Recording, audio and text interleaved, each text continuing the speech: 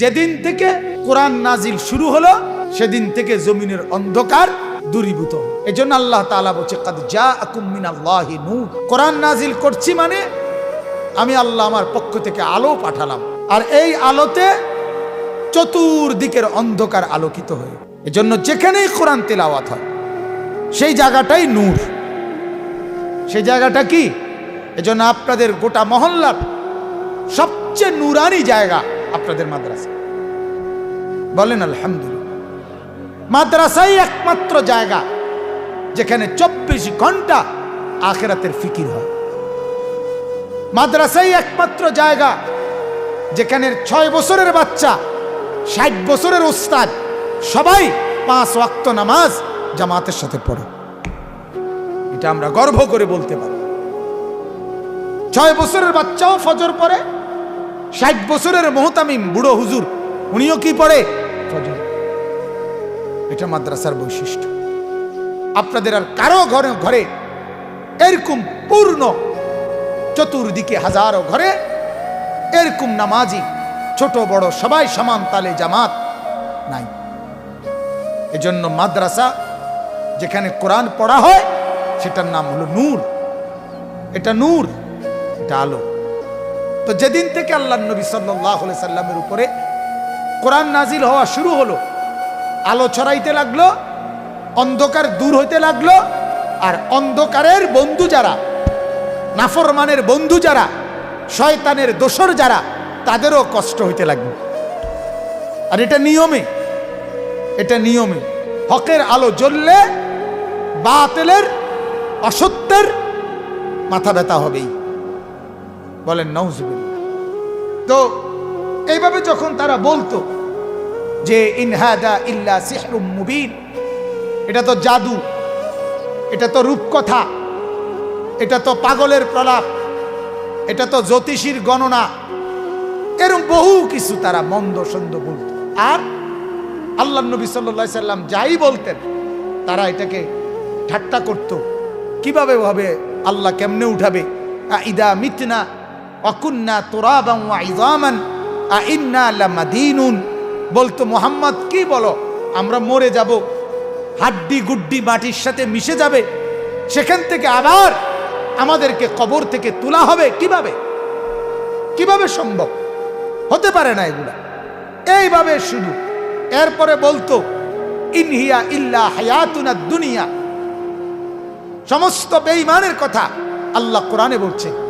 বেঈমান নাফরমানের কথা হলো জীবন এটা তো কেবল এটাই, এই দুনিয়াটাই। ওমা নাহনু বিমাবউসিন, পুনরায় আবার কবর থেকে উঠে হাসরের ময়দান, এটা হবে না। জীবন মানে লাইফ মানে এটাই। কোনটা? এই দুনিয়াটা। যার 60 বছর এটাই জীবন, যার 70 বছর এটাই জীবন, যার 30 বছর এটাই জীবন। এই জন্য দেখবেন আমরা অনেক মানুষ, অনেকেই আমরা বলি যে হুজুর মাদ্রাসার যে পড়বো ভবিষ্যতে খাইব কি? এ তাইলে বোঝা গেল উনি অতীত, বর্তমান, ভবিষ্যৎ এই তিনোটারে মিলাইছে এই ছেলের হায়াত যে দূরের দূর। কথা বুঝেন না? আপনি ছেলেটা বাঁচবে যতদিন, অতদিনের ভিতরেই তার ভবিষ্যৎ। কথা বুঝছেন না? অতদিনের ভিতরেই তার বর্তমান, অতদিনের ভিতরেই তার অতীত। কিন্তু আল্লাহর কসম আমরা স্পষ্ট করে বলি, আমরা ভবিষ্যৎ দুনিয়ার হায়াতকে ধরি না, আমরা ভবিষ্যৎ ধরি আখিরাতের জান্নাত পর্যন্ত যাওয়াকে। এই হলো আমাদের তফাৎ। ভবিষ্যতের ফিকির মাদ্রাসায় আইনা আমরাও করি, কিন্তু আমরা ভবিষ্যৎ বুড়া কালকে বলি না, আমরা ভবিষ্যৎ 40 বছর পরের সময়কে বলি না। বরং আল্লাহ বলছে দুনিয়ার হায়াত পুরাটাই বর্তমান, শুধুমাত্র আখিরাত ভবিষ্যৎ। ওয়ালাল আখিরাতু খায়রুল লাকা মিনাল উলা। উলা বর্তমান, আখিরাত ভবিষ্যৎ। অতএব আমরাও ভবিষ্যতের চিন্তা করি, কিন্তু আমাদের ভবিষ্যৎ হলো জান্নাতে যাবে কিনা এই চিন্তা করি, জাহান্নাম থেকে মুক্তি পাবে কিনা এই চিন্তা করি। এটা হলো মাদ্রাসার দৃষ্টিভঙ্গিগত পার্থক্য।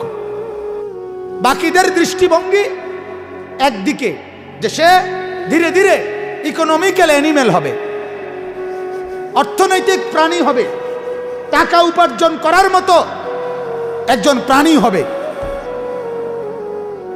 হ্যাঁ, ইউরোপের স্লোগান এটা, পুঁজিবাদের কথা এটা, ক্যাপিটালিজমের কথা এটা, যে শুধুমাত্র টাকা উপার্জন করার জন্য যে পরিমাণ শরীর, সুস্থতা, স্বাস্থ্য, যোগ্যতা, শিক্ষা দীক্ষা দরকার, এটা যখন কারো হয়, টাকা উপার্জন করার একটা ভালো মেশিনে রূপান্তরিত হয়, তাইলেই সে সফল।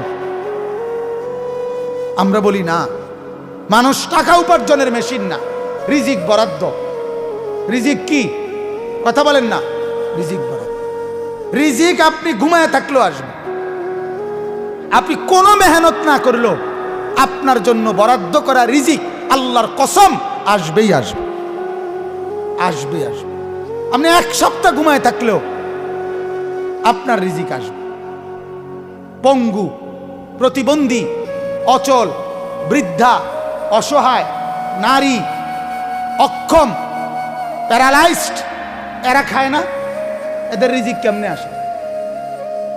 এখন আপনি যদি প্রশ্ন করেন, আমি উত্তর দিয়ে নেই, আগে আপনি প্রশ্ন করেন, তাহলে আমরাও আত্মা ছেড়ে বইয়া তাই হুজুর, আপনার কথা মতো। কথা বোঝেন না? আমরা পরিশ্রম করতাম না, কাম করতাম না আমি, হ্যাঁ, যেহেতু আইবই না। বিষয়টা হইল, আপনি যে কাম করবেন এটাও তো আল্লাহর পক্ষ থেকে সিদ্ধান্ত করা। আপনি কথা বুঝছেন? এটাও আপনি পারতেন না তো। আপনার জন্য মালিকের ফয়সালা, এই 18 ঘন্টা জায়গা থাকতে হবে।